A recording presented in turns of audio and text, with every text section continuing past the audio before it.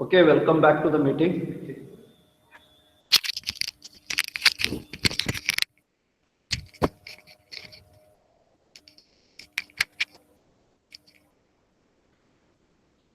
So, welcome back to the meeting.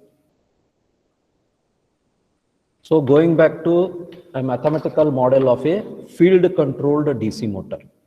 The field controlled DC motor, earlier what we have done in armature, we have changed the voltage. Now we are keeping the armature voltage constant. That is, we are keeping armature current constant, that is IA is constant, whereas supply voltage to the field windings, that is the magnetic flux generating part, we are changing, and thereby which we are changing the speed. So this is a field winding circuit.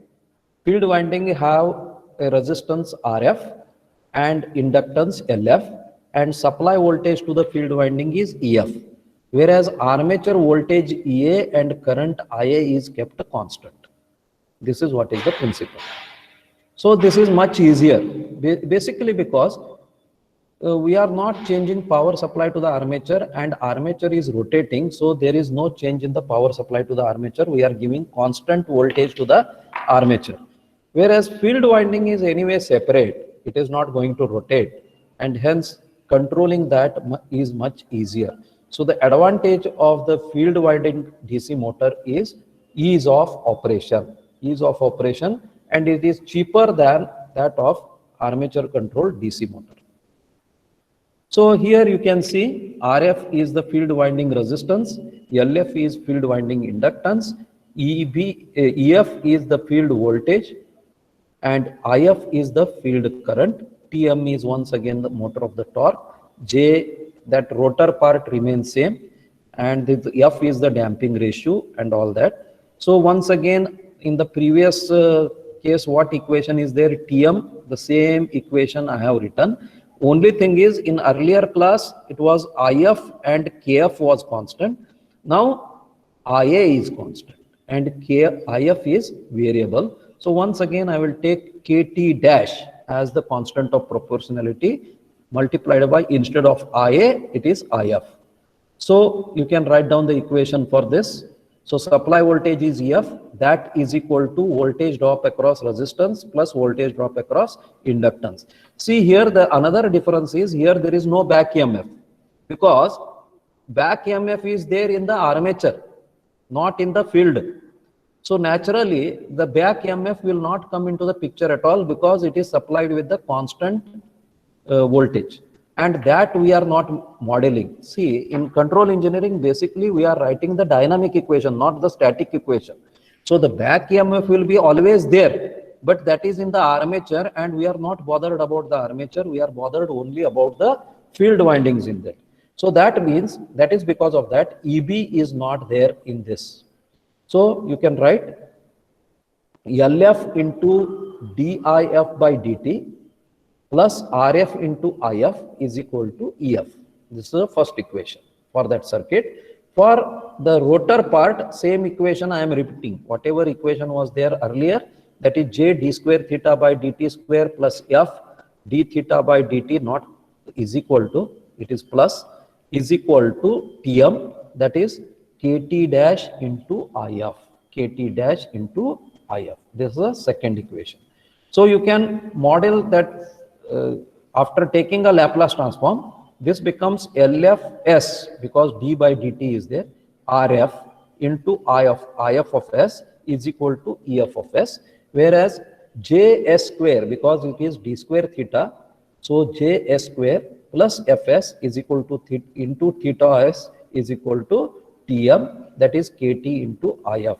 So if you simplify these equations, output is theta, that is angular displacement, divided by supply voltage, that is the field voltage EF, is equal to this much. So this is the equation. In the block diagram, it is explained here.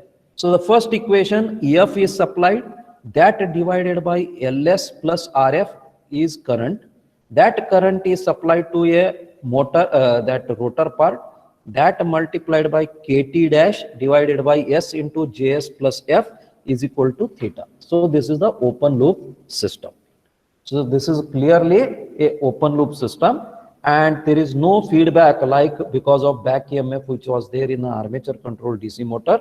So this is an open loop system. So the disadvantage of this open loop system is by mistake the link between the motor and this rotor goes off. That means generally it is connected by a coupling, and coupling breaks. If the coupling breaks, what happens is load is removed. So load will not be connected to the motor. In that case, the motor RPM will go on becoming continuously goes on increasing, and the motor may explode. So this is the disadvantage of this, because there is no feedback, there is no back EMF, and hence the motor speed will continuously goes on increasing if something goes wrong in coupling of the motor and this load which is attached to the motor. So if the load has to be securely connected to the motor, you have to use proper arrangement there, use the couplings only, no other, like if you are using the chain or a belt, so the chain breaks or belt breaks, this problem will be there. But in the chances of coupling getting broken is very less. So this is the disadvantage. So this question is very common in unit number 2. See, in the unit number 2, by mistake, I told you only the signal flow graph and block diagram is there, but no, even the time response analysis is also there, which we are going to cover in the next class. So this comes in a first question, that is first unit. So if you open a 3-4 question papers, you will find armature controlled and field controlled or both are quite frequently asked for 10 marks or 15 marks. So there you have to write the mathematical model and obtain the transfer function. Also sometimes you are asked to get the advantages and disadvantages of this DC motor. So here we have completely covered first unit now. 100% of the first unit is over. Half of second unit, more than half of a second unit is also over. That is only time response is remaining. So tomorrow we'll start with the time response analysis. So if you have any difficulty, you can ask me now so that I can answer any questions I will take. You can give it in a chat box. So tomorrow also same arrangement is there. You have to join a common classroom only till we complete the unit number 2. Then unit number 3 we'll see separately. Yes, anybody? Yeah, yes. So we are going to skip pneumatic, no sir? Pneumatic system. That we are, see, you, if possible, you go through on your own, because see, as it is now, we are taken more than 30 hours of a lecture and still not even completed 2 units. So practically that becomes a never ending story. So you go through some pneumatic or hydraulic system. So one hydraulic servo motor is there. See, why I am telling is question paper may be set by external also. So this is there in the syllabus. I am not covering it because I need another 2 class to cover that, and it is quite simple. So pneumatic system, one small transfer function is there, whereas in hydraulic servo motor, one transfer function is there. I am not covering that. Is there? I think. Hydraulic servo motor is there in the syllabus or not?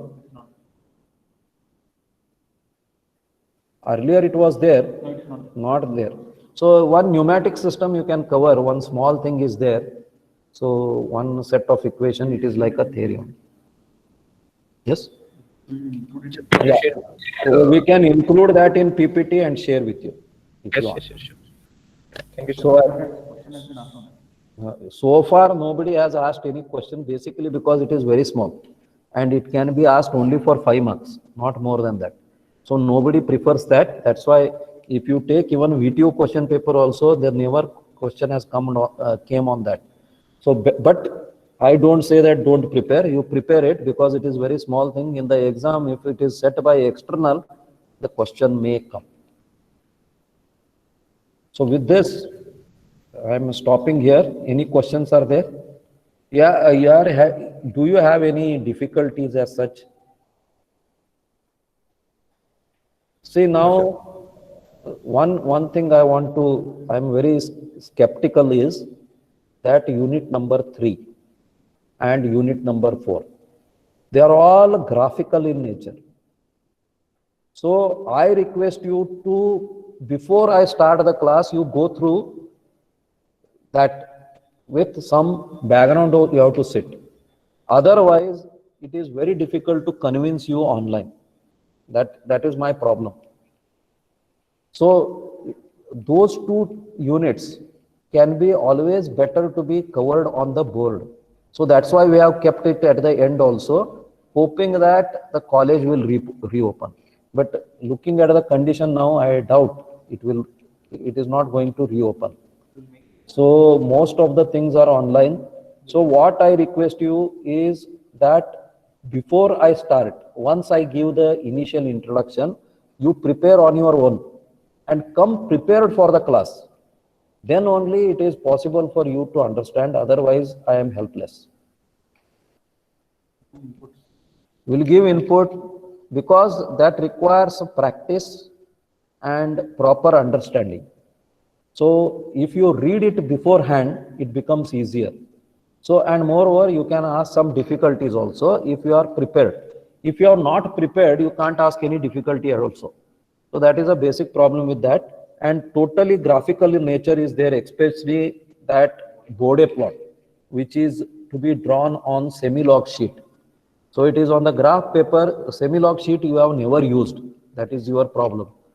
So that part you have to prepare yourself and come to the class so that you can understand it in a better fashion.